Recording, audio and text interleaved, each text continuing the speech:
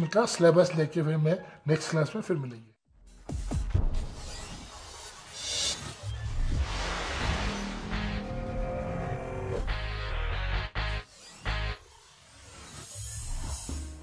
अस्सलाम वालेकुम dear students.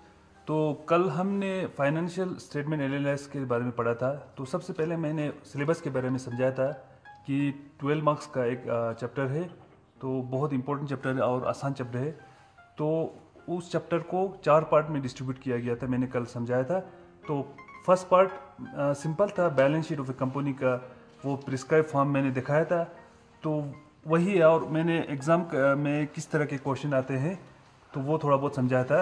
Exam में मैंने सिंपल कहा था कि 3 कॉलम हमें लेना है, एक में आइटम्स जो क्वेश्चन पेपर में दिया हो, तो दूसरे में हमें जो उसका मेजर हेड है और सब हेड उसमें वही लिखना है। अगर सब हेड नहीं होगा तो मेजर हेड ही अकेला आएंगे। तो आज मैं सेकंड टॉपिक उठाना चाहता हूँ। सेकंड में सिंपल फाइनेंशियल स्टेटमेंट एनालाइज का सेकंड पार्ट जो है वो है फाइनेंशियल स्टेटमेंट एनालाइज का। एक तो इसका मीनिंग,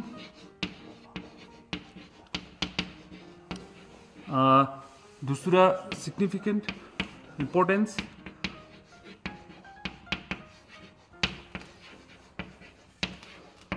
और थर्ड लिमिटेशन।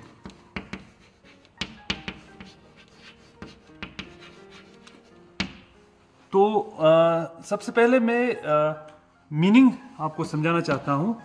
तो मीनिंग, फाइनेंशियल स्टेटमेंट एनालाइज का मीनिंग मैं यहां लिखता हूं।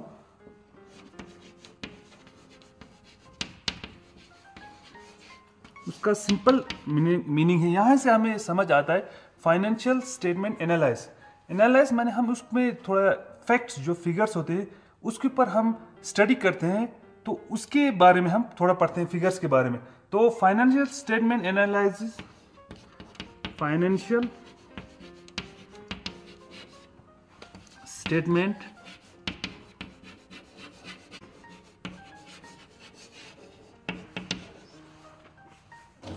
स्टेटमेंट एनालिसिस इज द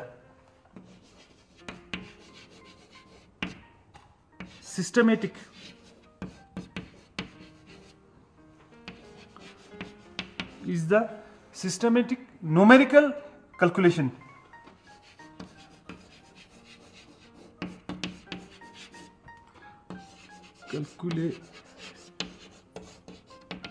ये आप पॉज करके लिखना भी इसका meaning, numerical calculation of the relationship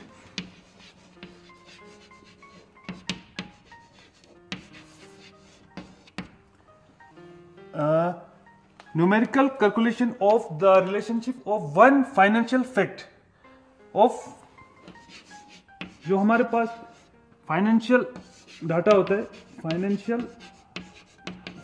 fact, वो दूसरे के साथ विथ अदर के साथ हम क्या करते हैं, कंपेयर करते हैं टू मेजर। क्या क्या उससे हमें पता चलते हैं,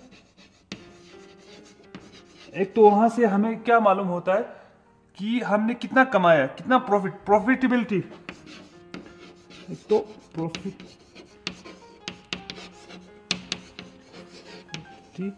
दूसरा हमारा क्या होता है ऑपरेशन यानी इफिशिएंसी, उसको हम यहां लिखेंगे ऑपरेशन,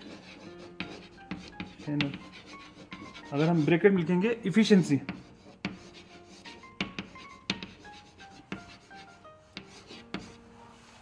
और तीसरा हम सोल्वेंसी और ग्रोथ भी देखेंगे, ग्रोथ पोटेंशियल कितना है। सोल्वेंसी कि हमारे पास कितना कैपेसिटी है कि हम जो लोन है या जो भी है हम बाहर से लाए हैं वो रीपे करने के लिए हमारे पास कितने कैपेसिटी है, सोल्वेंसी एंड, और हम ग्रोथ एंड द लास्ट में क्या आएगा, growth potential of the business, growth potential of the business, यहां तक है। तो इसका ये मीनिंग है कि आप नोट कर लीजिए। तो फाइनेंशियल स्टेटमेंट एनालिसिस का मीनिंग क्या है? Is the systematic numerical calculation. जो हमारे पास बैलेंस शीट है या प्रॉफिट एंड लॉस अकाउंट में, उसमें हमारे पास क्या होता है? न्यूमेरिकल कैलकुलेशन है। उनका हमारे पास रिलेशनशिप देखना एक ईयर का दूसरे के साथ, या उसी एक ईयर में हम देखते हैं कि परसेंटेज सेल के साथ कितना हो, तो वहां से हम मालूम कर सकते हैं कि हमने इस साल कितना कमाया, या हमारे पास अभी एफिशिएंसी हमारे पास कितना है, सोल्वेंसी और कितना है, और हमने कितना ग्रोथ किया है। तो ये सिंपल एक मीनिंग है फाइनेंशियल स्टेटमेंट एनालिसिस। और इसी तरह आपको दूसरा मीनिंग आसान मिले तो वो भी आप एग्जाम में लिख सकते हैं। तो फाइनेंशियल स्टेटमेंट एनालिसिस सर्व किन किन को करता है? तो सबसे पहले इसमें फाइनेंशियल स्टेटमेंट एनालिसिस सर्व करता है शेयर होल्डर्स को। तो उनको बहुत बेनिफिट मिलता है कि उनको जितना भी उनको इन्फॉर्मेशन डाटा चाहिए वो यहाँ से उनको मिलता है। दूसरा, डिबेंचर होल्डर्स को भी इससे बहुत हेल्पफुल होता है। तीसरा, पोटेंशियल इन्वेस्टर जो इन्वेस्ट करते हैं उनको भी हेल्पफुल होता है। और क्रेडिटर्स, तो मैं यहाँ लिखता हूँ सिंपल कि सर्व करता है फाइनेंशियल स्टेटमेंट एनालिसिस। पहला हम लिखेंगे शेयर होल्डर्स को, तो उनको बहुत फायदा होता है फाइनेंशियल स्टेटमेंट के एनालिसिस। दूसरा,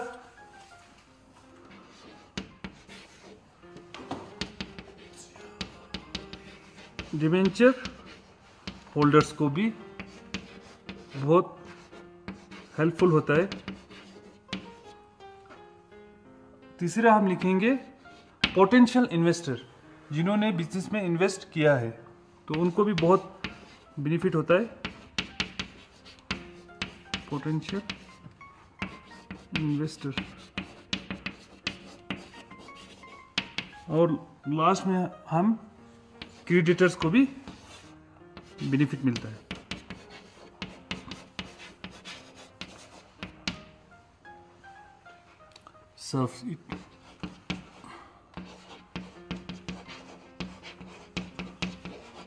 ये हो गया फाइनेंशियल स्टेटमेंट एनालिसिस का किन किन को सर्व करते हैं।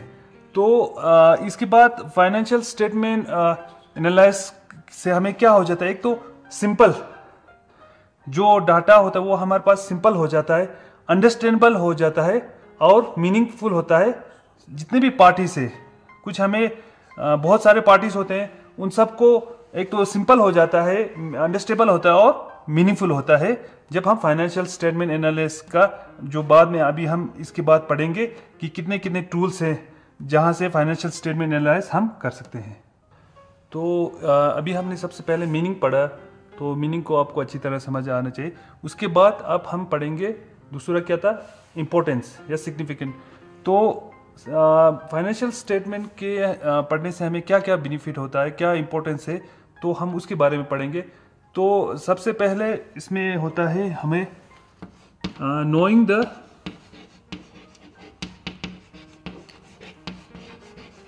प्रॉफिटेबिलिटी, कितना हम कमा सकते हैं, प्रॉफिट ऑफ बिजनेस। सबसे पहले हम प्रॉफिटेबिलिटी की, हमने अगर हम 2 साल का लेंगे तो पिछले साल हमने कितना परसेंटेज प्रॉफिट कमाया और इस साल कितना परसेंटेज कमाया, तो ये फाइनेंशियल स्टेटमेंट एनालिसिस के जरिए हमें मालूम हो जाता है। दूसरा यही सेम है, knowing the solvency of business.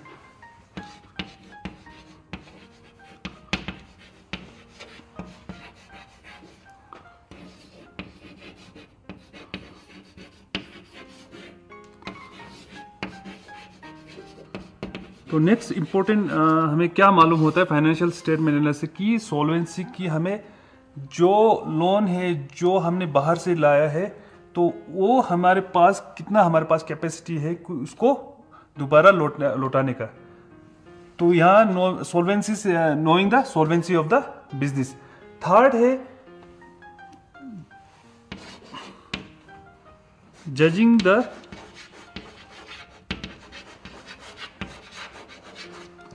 Growth of the business, कि बिजनेस ने कितना ग्रोथ किया है।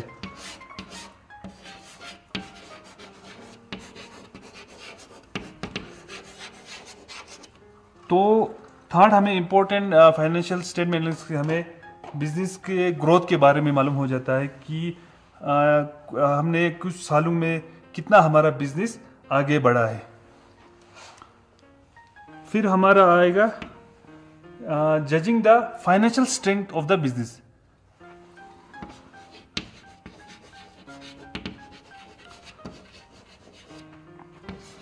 फाइनेंशियल स्ट्रेंथ, तो फाइनेंशियल स्ट्रेंथ मालूम करने के लिए हमें बहुत हेल्पफुल होता है।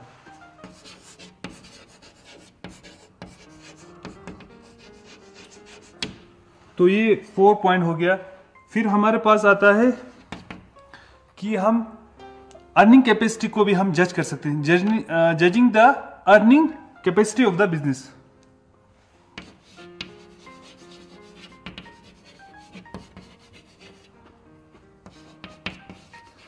अर्निंग कैपेसिटी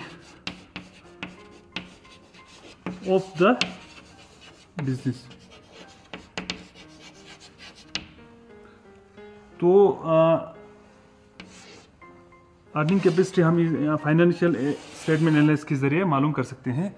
और एक इम्पोर्टेंट है, कंपैरिजन के लिए हमें बहुत हेल्पफुल है। एक होता है इंट्राफिम और दूसरा इंटरफिम। इंट्राफिम में सेल्फ अपेरेजल के लिए हम अपने कंपनी को 2-3 साल के लिए हम देखते हैं कि हमारा सेल्स कितना बढ़ रहा है, हमारा प्रॉफिट कितना बढ़ रहा है। तो कंपैरिजन के लिए बहुत हेल्पफुल है। मेकिंग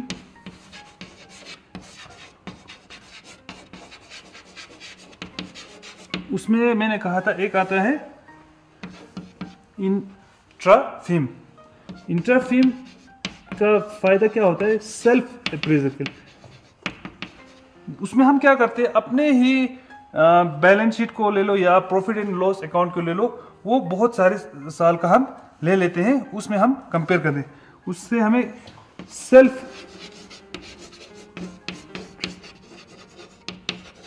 कि हम कंपेयर कर सकते हैं कि लास्ट ईयर हमने कितना प्रॉफिट कमाया, या लास्ट ईयर हमारे पास कितना फिक्स एसेट थे या करंट एसेट कितने थे। तो उसके बारे में हमें मालूम होता है, वो इंटरफिम। फिर दूसरा होता है हमारा इंटरफिम। इंटरफिम कंपैरिजन के लिए तो उसमें हम क्या करते हैं, सेम हमारा जैसा इंडस्ट्री के साथ हम कंपेयर करते हैं कि उन्होंने कितना प्रॉफिट कमाया और हमारा कितना है। उससे हमारा जो भी वीकनेस हो वो हमें मालूम हो जाता है। तो उसके बाद हम उसके लिए करेक्ट मेजर ले सकते हैं। तो पहला यहाँ से हमें क्या होता है कि डिफेक्टिव मेजर, कुछ हमारा कमी हो तो वो मालूम हो सकता है। तो उसके बाद हम करेक्ट मेजर्स ले सकते हैं ताकि हमारा बिजनेस भी आगे बढ़े। तो पहला हमने मीनिंग, दूसरा इंपॉर्टेंस, अब हम पढ़ेंगे लिमिटेशन। तो लिमिटेशन सिंपल, इसके 3-4 लिमिटेशन तो काफ़ी है मगर इम्पोर्टेंट कुछ है। पहला है कि अगर हम यहाँ लिखेंगे limitation of financial statement analysis में, अगर हम शॉर्ट में लिखेंगे तो लिमिटेशंस क्या क्या हैं। फर्स्ट है इसमें क्वालिटी जो एक्सपेक्ट है वो इग्नोर होता है। इग्नोरिंग क्वालिटी एक्सपेक्ट, जो क्वालिटी एक्सपेक्ट होता है वो इसमें हमारा क्या होता है, इग्नोर होता है। हम सिर्फ क्वांटिटी बेस्ड पर हम फाइनेंशियल स्टेटमेंट एनालिसिस कर सकते हैं। क्वालिटी जो वो भी एक इम्पोर्टेंट पार्ट है, वो इसमें क्या होता है, वो इग्नोर होता है। दूसरा प्राइस लेवल चेंजेस, क्योंकि प्राइस बार बार चेंज होता है, कभी बढ़ता है कभी कम होता है। तो इस फाइनेंशियल स्टेटमेंट एनालिसिस के जरिए हमें जो चेंजेस होता है वो हमें मालूम नहीं होता है। दूसरा हम लिखेंगे इग्नोरिंग प्राइस लेवल चेंजेस।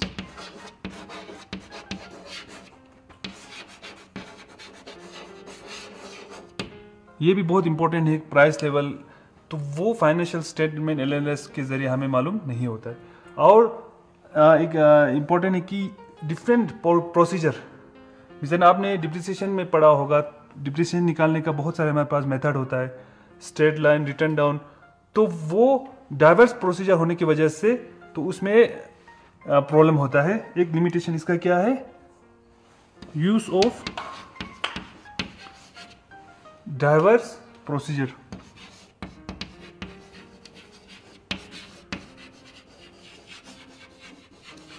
ये एक लिमिटेशन है और है मैनिपुलेशन। इसमें हम डाटा को इस तरह प्रेजेंट कर सकते हैं कि जो हमारे पास वीकनेस है उसको हम छुपाते हैं, जो जो हमारे पास अच्छे अच्छे हैं वही हम शो करते हैं। तो मैनिपुलेशन का भी इसमें चांस होता है। और दूसरा हम क्या इसको क्या बोलते हैं, विंडो ड्रेसिंग भी बोलते हैं। और इसके बाद हमारे पास क्या होता है, ये हिस्टोरिकल डाटा पर होता है। जो हमने पास में हमने काम किए उसके बारे में होता है, फ्यूचर के लिए रिफ्लेक्शन कुछ नहीं होता है। तो हिस्टोरिकल डाटा होने की वजह से ये हमारा एक लिमिटेशन है।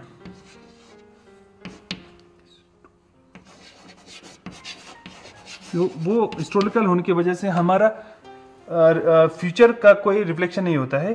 तो ये कुछ पॉइंट है जो फाइनेंशियल स्टेटमेंट्स का एक लिमिटेशन है। तो थर्ड पार्ट जो था हमारा है tools for financial statement analysis. तो उसमें हमारे पास है कंपैरेटिव स्टेटमेंट। तो कंपैरेटिव स्टेटमेंट सबसे पहले है। तो उसमें कंपैरेटिव इनकम स्टेटमेंट, हम इनकम को भी कंपेयर कर सकते हैं। दूसरा आता है कंपैरेटिव बैलेंस स्टेटमेंट। को बैलेंस शीट हम 2 साल का ले लेंगे तो उसमें हम कंपेयर करेंगे। मान लो हमारे पास फिक्स एसेट यहाँ लिखा होगा तो हम 2009 में कितना है देखेंगे, 10 में कितना है देखेंगे, तो वो सब्ट्रैक्ट करके एब्सोल्यूट चेंज। तो मैंने यहाँ एक कंपैरेटिव इनकम स्टेटमेंट का एक फॉर्मेट बनाया है। तो आपको सिंपल ये 5 कॉलम बनाना है। सबसे पहले आपको क्वेश्चन में दिया होगा तो आपको सिर्फ इस तरह बनाना है। देखो यहाँ हमारा इनकम स्टेटमेंट में सबसे पहले क्या आता है, ग्रॉस सेल्स। हमने कितना सेल्स किया तो उसमें से हम सब्ट्रैक्ट करेंगे तो वहाँ क्या रह गया, नेट सेल्स। तो यहाँ लिखते जाएंगे पहले 2009 का। अगर हमें ग्रॉस सेल दिया हो तो वो रिटर्न माइनस करके जो बच गया वो क्या हो गया, नेट सेल्स। तो वहाँ से फिर हम कॉस्ट ऑफ गुड्स सोल्ड, जितना भी हमें खर्चा हो गया वो सब हम क्या करेंगे, सब्ट्रैक्ट करेंगे। तो वहाँ से हमें क्या निकलेगा, gross profit. Cost of goods sale का एक फॉर्मूला है, वो बाद में मैं आपको बताऊंगा किस तरह हम निकालते हैं। अगर बुक में दिया होगा तो डायरेक्ट हम यहाँ लिखना है। उसके बाद हम एडमिनिस्ट्रेटिव एक्सपेंसेस जितना खर्चा होगी उसको लेस करना है। इसी तरह सेलिंग एक्सपेंसेस में जितना हमें खर्चा हो वो भी सब्ट्रैक्ट करना है। तो जो ग्रॉस प्रॉफिट के बाद एडमिनिस्ट्रेटिव और सेलिंग को सब्ट्रैक्ट करने के बाद जो हमारे पास रह गया उसको क्या बोलते हैं, नेट ऑपरेटिंग प्रॉफिट। उसके बाद हम क्या करते हैं, जो अदर इनकम है वो हम क्या करते हैं, ऐड करते हैं। तो जो बच गया वो क्या है, प्रॉफिट है हमारा, मगर क्या है, बिफोर टैक्स। उसके बाद हम टैक्स को लास्ट में सब्ट्रैक्ट करेंगे तो लास्ट में हमारे पास प्रॉफिट आफ्टर टैक्स रह जाएंगे। तो ये सिंपल इस तरह आपको पहले फॉर्मेट बनाना है। 5 कॉलम आपको याद रखना है। तो यहाँ सारा वो आइटम्स लिखना है। यहाँ 2009 जो भी हो तो नेक्स्ट ईयर का यहाँ लिखना है। तो यहाँ से जो डाटा हो वो क्या करना है, सब्ट्रैक्ट करना है। तो यहाँ हमें चेंज आ जाएगा। मिशन यहाँ हमारा हो ग्रोस सेल, मान लो हमारा 50,000 का हो 2009 का, और यहाँ पर हो 60,000 का। तो हमें कितना इंक्रीज हो गया, 10,000 का। तो इसी को बेस लेकर हम क्या करेंगे, परसेंटेज निकालेंगे। परसेंटेज किस तरह निकालेंगे, पहले हम लेंगे यहाँ 10,000 बाय बेस ईयर कौन सा लेंगे, 50,000 इंटू 100। मिशन अगर हम यहाँ निकालेंगे तो 10,000 बाय अगर बेस ईयर 2009 लाए इंटू 100, 5 यानी 20% हमारा क्या हो गया, इंक्रीज हो गया सेल्स का। इस तरह होगी, इस तरह हम सारी डाटा निकाल सकते हैं। तो ये बहुत सिंपल क्वेश्चन है। तो इसी तरह हमें दूसरा कंपैरेटिव बैलेंस स्टेटमेंट भी इसी तरह सेम है। पहले यहाँ सारा आइटम्स लिखना है, जो लायबिलिटीज है, करंट लायबिलिटीज है, इसी तरह एसिड्स है जितना है। तो 2009 का ये क्वेश्चन में दिया होगा, हमें सिर्फ इसमें से चेंज कितना आ गया। तो यहाँ पर हमें परसेंटेज इंक्रीज या डिक्रीज वही लिखना है। अच्छा, तो अभी पहले हमने पढ़ा था कंपैरेटिव स्टेटमेंट। तो उसमें भी हमें कंपैरेटिव करना है, एक तो इनकम के साथ और दूसरा बैलेंस शीट। अब एग्जाम में जो दिया हो, अगर इनकम के साथ दिया हो तो हमें इनकम का वो बनाना है। इसी तरह बैलेंस शीट का भी हम बना सकते हैं। उसमें सिंपल है कि 2 साल का दिया हो, पहले चेंज लिखना है सब्ट्रैक्ट, फिर बाद में परसेंटेज। अब इसके बाद एक इम्पोर्टेंट है कॉमन साइज।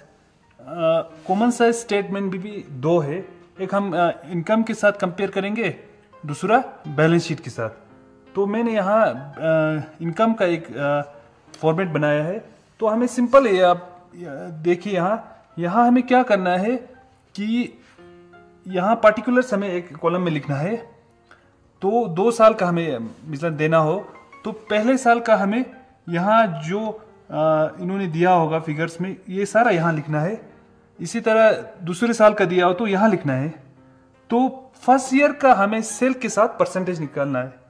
मिसलन यहाँ पर मैंने फर्स्ट 2 कॉलम, आप ईयर 1 का देख लीजिए। मान लो सेल्स हमारा हो 1 लाख का हो, अगर परसेंटेज टू सेल, यहाँ तो डायरेक्ट कितना आएगा, सेल के साथ कितना आएगा, 100% आएंगे, क्योंकि ये सेल के साथ है। 1 लाख बाय 1 लाख इंटू 100 आएंगे तो ये 100%।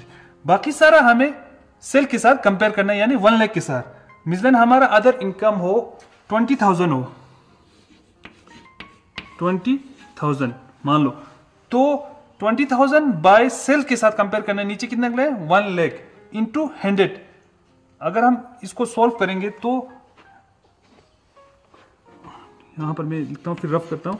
20,000 बाय कितना आएगा, सेल्स हमेशा न्यूमरेटर, जो हमारा डिनोमिनेटर है वो सेल्स लेना है, इंटू 100। तो इस तरह हो गया, ये कितना आ गया, 20%। तो यहां हमें क्या लिखना है, 20%। इसी तरह आपको सारा डाटा फिलअप करना है। ग्रोस प्रॉफिट मान लो 30,000 होगा तो ये 30% आएंगे। अगर मटेरियल यूज, लेबर का हमारा डाटा कितना हो, वो नीचे 1 लाख इंटू 100। इसी तरह सैलरीज में हमारा कितना हो गया, तो हम सारा जो कॉमन साइज स्टेटमेंट में परसेंटेज में चेंज कर सकते हैं। ये प्रीवियस ईयर का होगा, अगर नेक्स्ट ईयर का भी हम इसी तरह जो है वो निकाल सकते हैं, सेम डाटा होगा।